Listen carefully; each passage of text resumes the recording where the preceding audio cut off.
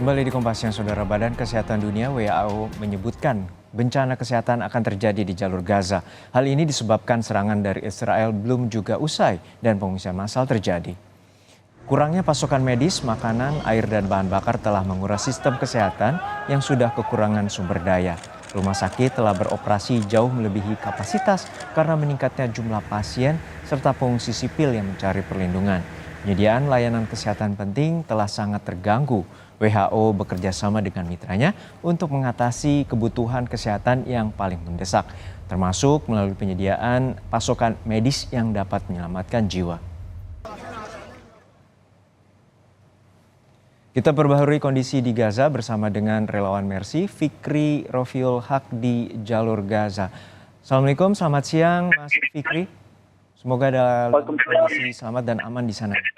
Mas Fikri, saat ini posisi Anda berada di Rumah Sakit Indonesia atau Wisma Indonesia atau Wisma Yose Rizal, dan bagaimana situasinya? Apakah serangan dari Israel masih terus terjadi di sana? Ya, Waalaikumsalam warahmatullahi wabarakatuh. Selamat pagi waktu Gaza, Mas. Memang saat ini kami berada di Wisma Dr. Yose Rizal yang masih satu lingkungan dengan Rumah Sakit Indonesia. Kami tim Mercy juga beberapa kali bolak-balik dari Rumah Sakit Indonesia dan ke Wisma karena jarak yang berdekatan. Dan juga kondisi saat ini di jalur Gaza masih begitu mencekam, di mana militer Israel masih terus menyerang ke seluruh jalur Gaza, terutama ke jalur Gaza bagian utara. Pada Selasa lalu juga memang pihak militer Israel membom pasar yang ada di Maskar yang hanya berjarak 1 menit saja dari Rumah Sakit Indonesia. Setidaknya dari insiden tersebut lebih dari 100 jiwa korban meninggal dan juga 300 lainnya luka-luka.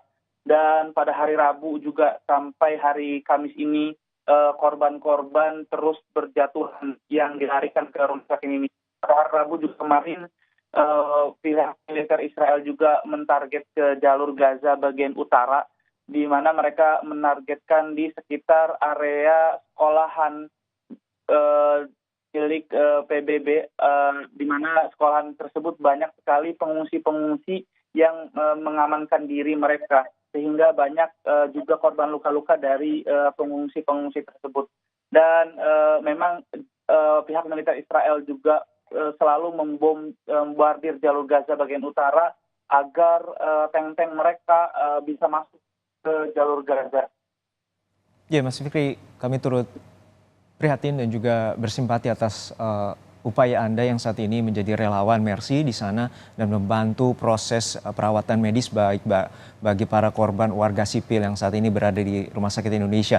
Dan hingga saat ini bagaimana? Berapa banyak pasien dan juga bagaimana juga warga yang saat ini terpaksa juga harus berlindung, dalam tanda kutip berlindung di rumah sakit yang juga menjadi target serangan dari Israel? Ya, sampai saat ini memang kami mendapatkan update dari Kementerian Kesehatan Palestina, setidaknya 9.000 jiwa lebih meninggal akibat serangan agresi Israel. Di antara mereka 4.000 lebih anak-anak dan juga 2.000 lebih wanita. Dan untuk korban luka-luka juga sudah mencapai angka 22.000 lebih. Dan juga kami mendapatkan update dari Rumah Sakit Indonesia. Rumah Sakit Indonesia telah menangani 1.200 lebih korban jiwa dan juga lebih dari 4.000 korban luka-luka yang dilarikan ke Rumah Sakit Indonesia. Tentunya para pengungsi-pengungsi saat ini mereka dalam keadaan ketakutan dan mereka dalam keadaan juga prihatin karena kan memang banyak mereka tidak mendapatkan tempat tidur ataupun ruang-ruangan. Karena memang Rumah Sakit Indonesia juga sudah benar-benar dipenuhi dengan para pasien-pasien. Saya juga mendapatkan kabar dari teman saya yang dirawat di Rumah Sakit Indonesia. Mereka sudah beberapa hari tidak mendapatkan ruang untuk beristirahat, dikarenakan memang di Rumah Sakit Indonesia saat ini mengalami terkhusus juga di seluruh Rumah Sakit Indonesia yang ada di jalur Gaza. Mereka saat ini mengalami krisis obat-obatan serta bahan bakar.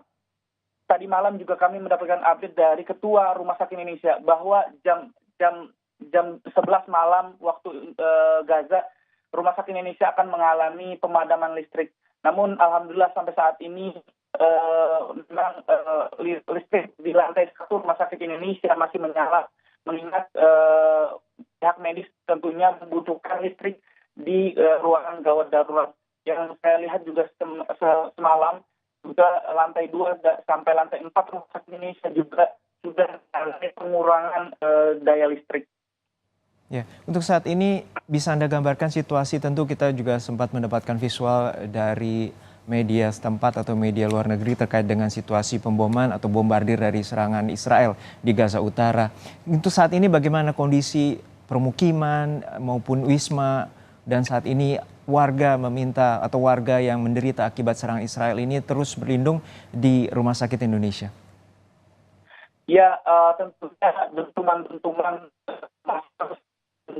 dari maupun dari Rumah Sakit Indonesia. Akhirnya sekali plafon-plafon yang runtuh, dan Rumah Sakit Indonesia juga mengalami kerusakan, serta wisma kita tempat kita tinggal juga mengalami kerusakan berat, sehingga memang beberapa malam terakhir kami juga tidak bisa beristirahat wisma, mengingat keadaannya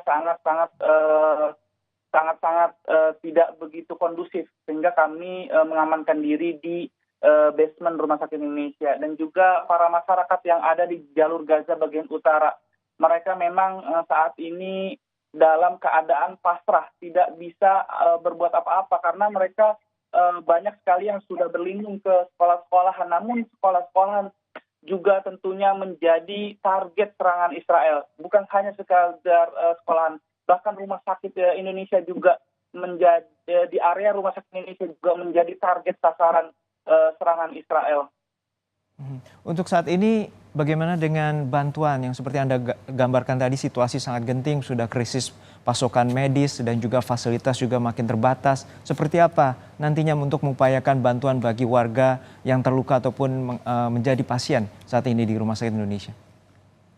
Ya, alhamdulillah juga beberapa hari yang lalu kami mendapatkan kesempatan untuk membeli obat-obatan serta alat-alat medis yang tentunya kami dapatkan di dalam jalur Gaza, dan tentunya dengan jumlah yang sedikit karena mengingat obat-obatan yang ada di jalur Gaza juga sudah sangat menipis, dan alhamdulillah kami juga sudah menyalurkan ke pihak Rumah Sakit Indonesia.